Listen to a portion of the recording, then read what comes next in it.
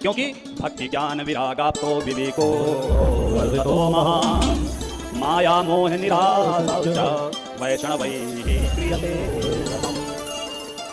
अगर भक्ति को, ज्ञान को, वैराग्य को, विवेक को बढ़ाना है और ये जो माया मोह है इसको समाप्त करना है, तो आपके द्वारा सुंदर कथामृत का पान करना होगा। इसलिए हे प्रभु सूत जी, आप हम लोगों को सुंदर कथा सुनाएं।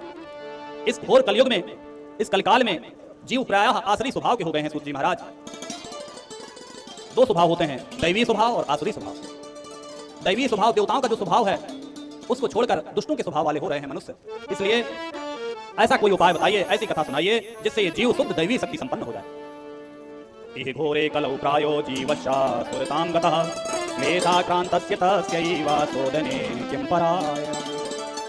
देखिए, हमारी कथा में आपको श्लोक खूब सुनने को मिलेंगे। सीधी सी बात है। आप कह सकते हैं कि महाराज जी श्लोक समझ में नहीं आते तो क्यों इतना समय लगा रहे हैं पढ़ने में। तो हम इसलिए कथा में श्लोक सुनाने में समय लगाएंगे कि इस समय जैसे खेत कट गए हैं, अब इस खेत में अभी कोई फसल नहीं है, पर कटाई के समय इसके बीज इसमें गिर गए होंगे, पर अभी नहीं उग रहे। पर जब भी समय अनुकूल आएगा, वर्षा ऋतु आएगी, वो बीज अपने आप उग आएंगे। तो ये जो संस्कार रूपी श्लोक श्रीमद् भागवत महापुराण के दैवी वाणी, सुखदेव मुनि की वाणी आपके कर्ण के अंदर जाएगी, तो जब कभी आपको ऐसा सुलभ संयोग मिलेगा, सत्संग मिलेगा, किसी संत जन की कृपा हो जाएगी, तो ये सारे अपने आप प्रस्फुटित होते हैं।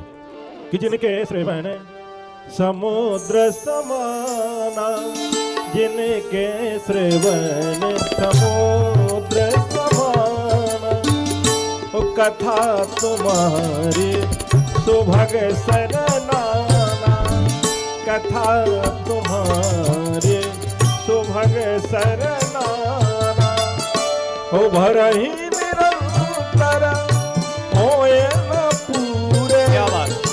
भरहि निरंतर होए न पूरे, तिनके ही तुम कहूँ तिरूरे, अरे तिनके ही तुम कहूँ तिरूरे, हो तिनके ही तुम कहूँ तिरूरे। इसलिए अपने कानों को